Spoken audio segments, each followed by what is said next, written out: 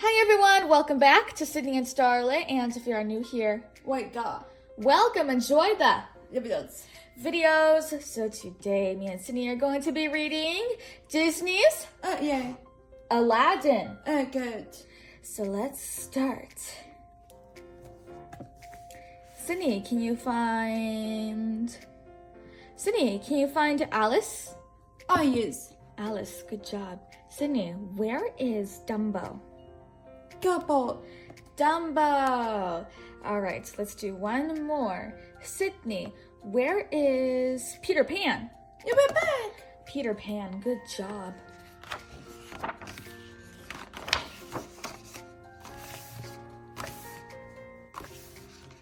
Once in a faraway land, there was a boy who lived in the streets, a girl who lived in the palace, and a genie who lived in a lamp.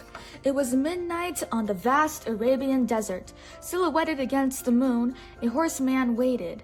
Suddenly, out of the shadows, a second mounted figure appeared, his galloping horse churning up the desert sand. In a moment, the two horsemen meet. You were late, Gazim, growled the first. 1,000 apologies, great Jafar, Gazim whined. But see, I have brought the missing half of the scarab medallion. At last, Jafar hissed, pulling the other half of the medallion from his robe. Look, Lago, Jafar said to the parrot on his shoulder. Jafar joined the two halves, a perfect fit. As the two halves touched, the scarab glowed, and a crack of thunder scattered the desert silence. The scarab sprang from Jafar's hand and sped away over the dunes. Follow the trail, Jafar exclaimed, sprung his horse into action. It will lead us to the Cave of Wonders. The horsemen followed the magic scarab far into the desert.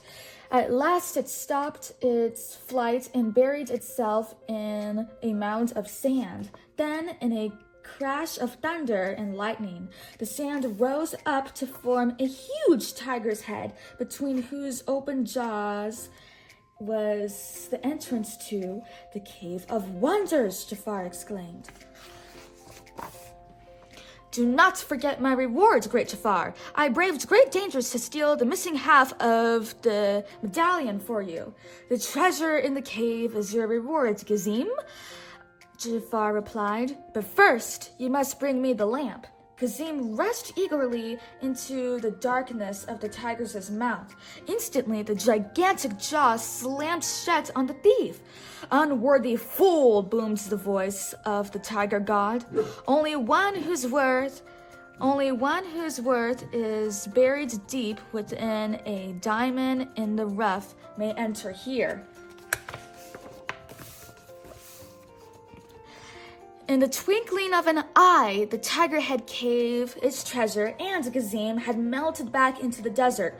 Ah, now we'll never get that stupid lamp, squawked the parrot. Silence, not silence. Patience, Lago, Jafar said. Gazim was obviously not the diamond in the rough, so now we must find the one who is.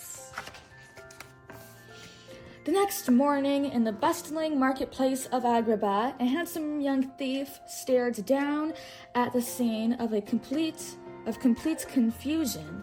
Aladdin, for that was the thief's name, had stolen a loaf of bread and escaped onto a rooftop.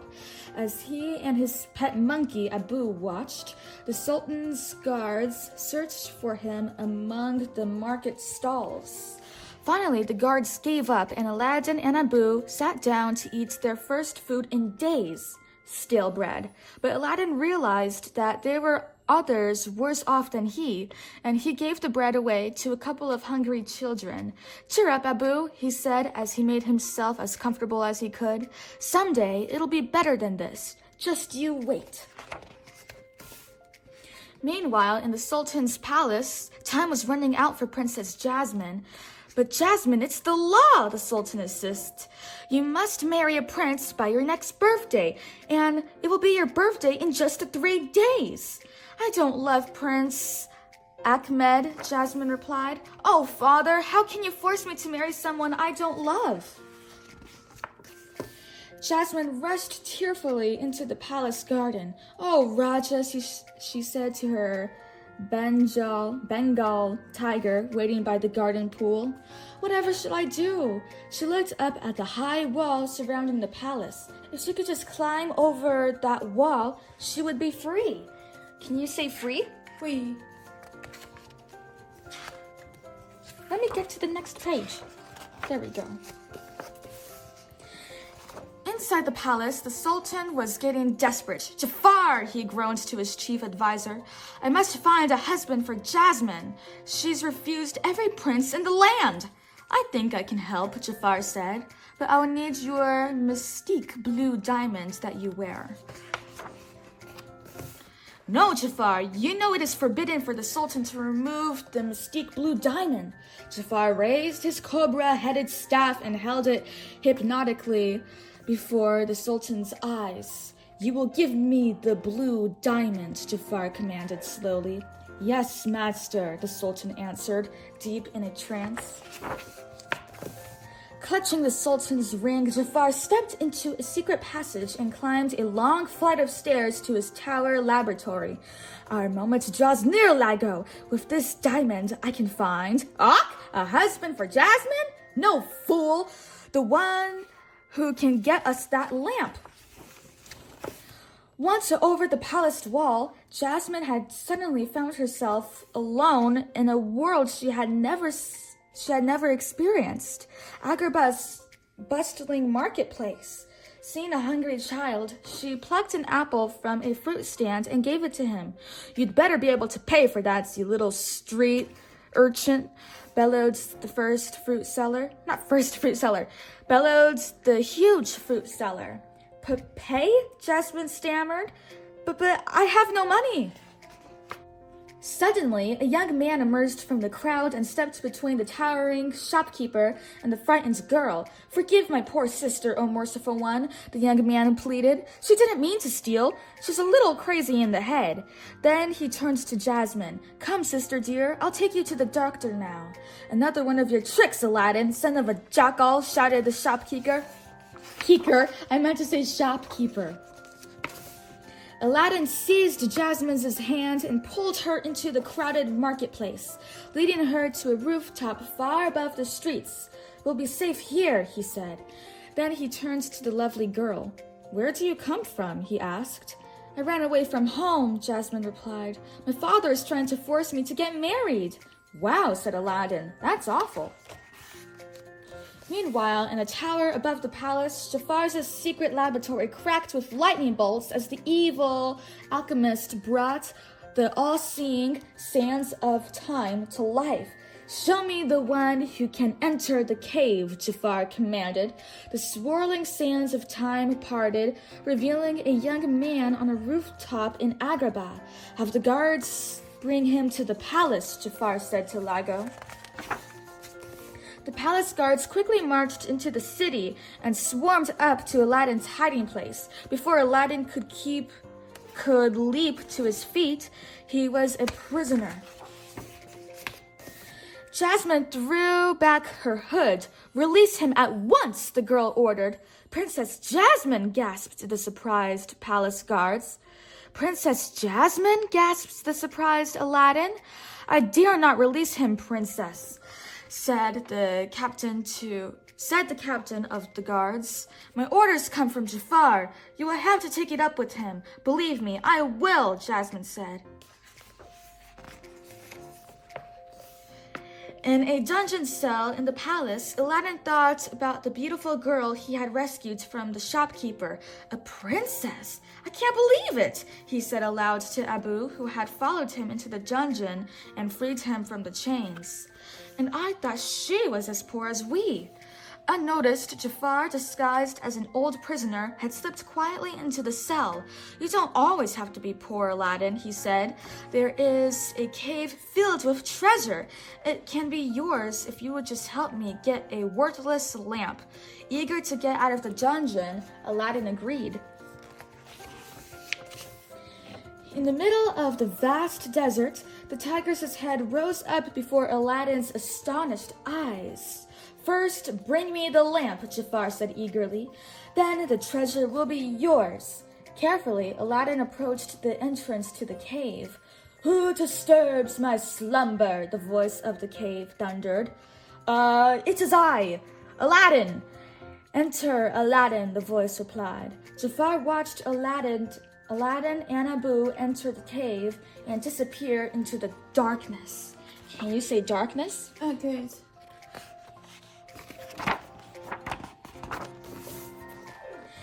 In the eerie glow of the cave, Aladdin and Abu followed the steep steps down, down, down, until they found a huge chamber filled with mounds of golden treasure. Just a handful of this would make me richer than the Sultan, Aladdin exclaimed. Abu reached for a glittering ruby. No, Abu, Aladdin warned. We mustn't touch anything until we find the lamp. Suddenly, Aladdin and Abu noticed a richly embroidered carpet peeking at them from behind a pile of gold coins. Well, I'll be, Aladdin laughed. A magic carpet. Maybe it knows where we can find the lamp. The magic carpet showed Aladdin into a second chamber. High atop a massive altar, he saw the lamp. Aladdin ran up the stone steps. But as the boy was reaching for the lamp, Abu, who couldn't resist a glittering jewel, grabbed a gem from the hands of an idol. The ground began to tremble. Then the voice of the cave spoke. Abu has touched the forbidden jewel. You shall never again see the light of day. The altar began to crumble beneath Aladdin's feet. He snatched the lamp, ran down the swaying stone steps, and jumped aboard the carpet. The floor of the cavern was turning to molten lava, and Abu was in danger of dying. Aladdin grabbed Abu's paw and pulled him onto the carpet. As the cave began to collapse behind them, the magic carpet sped away, and Abu toward the entrance where Jafar waited. Jafar, help us, Aladdin called, clinging to the heaving edge of the cave. The lamp! Give me the lamp! Cried Jafar. He seized it from Aladdin's hand. Then, from his robe, Jafar drew a long, gleaming dagger. Goodbye, fool! Aladdin snarled, raising the dagger over the helpless Aladdin. In a flash, Abu leaped from Aladdin's shoulder. Ow! Jafar shrieked. As the little monkey's teeth bit into his arm, he dropped the dagger. Abu and Aladdin fell back into the cave.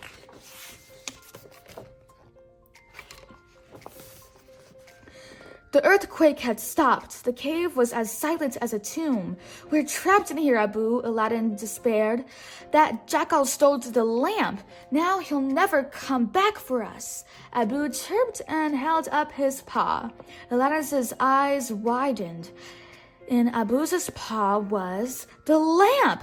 You got it back when you bit him. Good work, Abu. Aladdin took the lamp. I wonder what's so special about this dusty old thing. He rubbed it, trying to get a better look at it. The lamp began to glow. Then a towering cloud of smoke poured from the spout. The smoke formed itself into a gigantic figure. Say, you were a lot smaller than my last master, the giant said, looking at Aladdin. Or maybe I've just gotten bigger over the last 10,000 years. Are you the genie of the lamp? Aladdin asked. The one and only, the genie replied. I don't believe you. If you were a real genie, you could get us out of this cave. Oh yeah? The genie said to Aladdin. Well, watch this, Mr. Smarty Pants. Quick as a wink, they were out of the cave, soaring over the desert on the magic carpet. How's that, kiddo? Am I a genie or am I a genie? I guess you're a genie, all right, Aladdin said. So, do I get 3 wishes? Yep, said the genie, but no fair wishing for 3 more wishes. Aladdin thought of the Princess Jasmine. I wish to be a prince.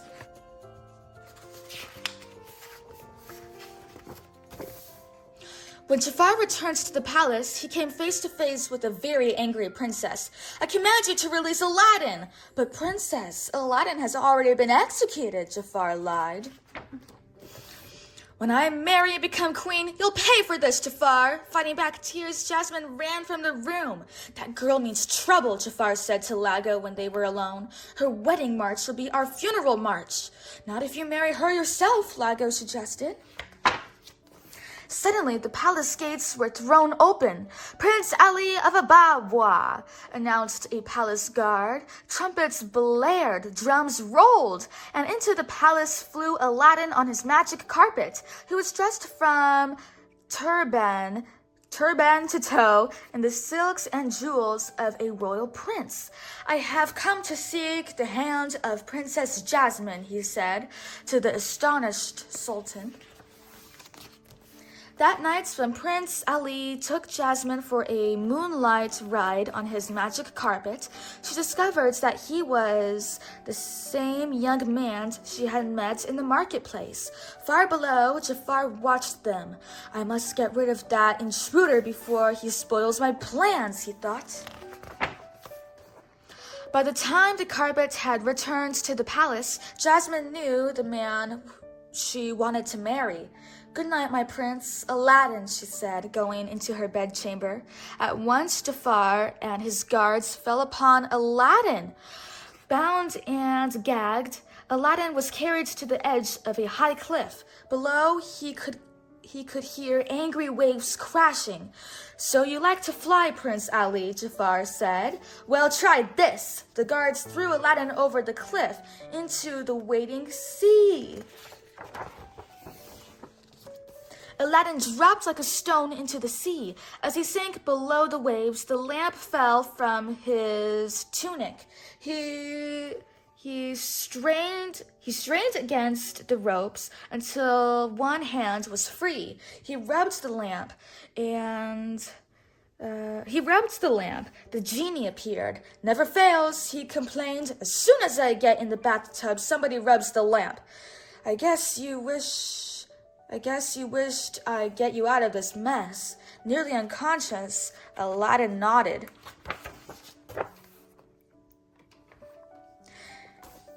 In the palace, Jasmine had made a decision. Father, I want to marry Prince Ali.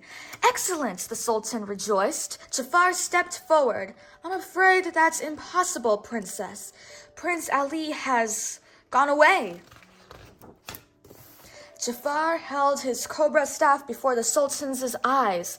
But your father has something to tell you, Princess, Jafar smiled. You will marry Jafar, the hypnotized Sultan droned. Never, Jasmine cried. Father, what's wrong with you?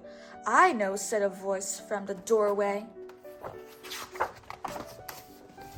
It was Aladdin. He snatched the cobra staff from Jafar and shattered it on the floor. This traitor has been hypnotizing you, Your Majesty. Aladdin said to the Sultan, who was now free from the spell. Jafar ran from the room, but not before glimpsing the lamp in Aladdin's robe. Later, hiding in his laboratory, Jafar plotted. So Prince Ali is Aladdin, he said, and he has the lamp. At dawn the next morning, Lago crept into Aladdin's room and stole the lamp. At last, Jafar had the lamp. Eagerly, he rubbed it. The genie appeared. I am now your master, Jafar bellowed. What a revolting development, said the genie. Jafar hesitated. I wish to be Sultan. That day, nearly everyone in the city of Agrabah was crowded beneath the palace balcony to hear the Sultan's happy news.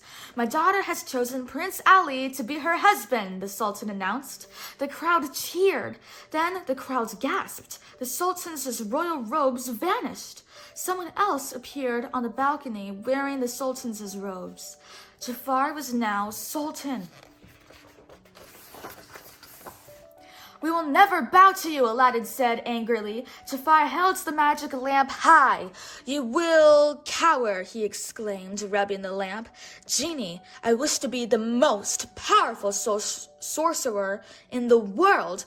I don't like it, but you got it, master, the genie replied. And for my first trick, the newly made sorcerer said, I banish Aladdin to the ends of the world. Bolts of lightning snapped from Jafar's fingertips, hurling Aladdin to the top of a palace tower. The tower snapped off like a rocket. It sped to the snowbound ends of the earth. How will I ever get out of here? Aladdin groaned. The answer to his question appeared from the toppled tower in the shape of Abu, followed by the magic carpet. Meanwhile, back in Agrabah, the poor sultan was hanging from the ceiling of his throne room like a marionette, however you say that, watching as Jafar ruled his kingdom. Bring me more wine, slave, Jafar ordered Jasmine. Helpless in the sorcerer's power, she obeyed. Clinging to the magic carpet, Aladdin and Abu swept out of the sky and into the palace. You, Jafar snarled. How many times do I have to get rid of you, boy? The sorcerer surrounded himself with a wall of flames. Are you afraid to fight me, you cowardly snake? Aladdin challenged Jafar. A snake, am I? Jafar replied. So be it.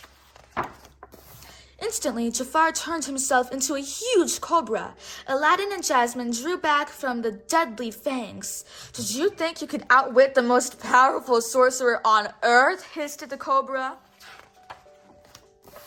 As the gigantic cobra raised his head to strike, Aladdin thought quickly. The genie has more power than you'll ever have, Jafar, Aladdin exclaimed.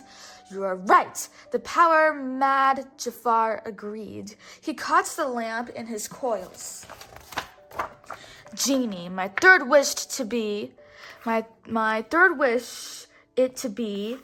a genie. The cobra vanished, and Jafar towered over Aladdin in the shape of a genie. Now I have absolute power, he crowed. Then Jafar noticed what was happening. What? He shrieked. I'm dissolving. In a moment, Jafar and Lago had disappeared forever, imprisoned in a lamp that Aladdin was holding. Then, with his third wish, Aladdin freed the genie. I'm going to miss you, he said as the genie flew off to a new life. The first thing the Sultan did when he became Sultan again was change the law. Princess Jasmine could marry anyone she wished. And since she wanted to marry Aladdin, that's exactly what she did. The end. So that is it for today, everyone. We really hope you all enjoyed it, and we will see you all next time. Bye-bye. Bye-bye. Pick out your favorite page.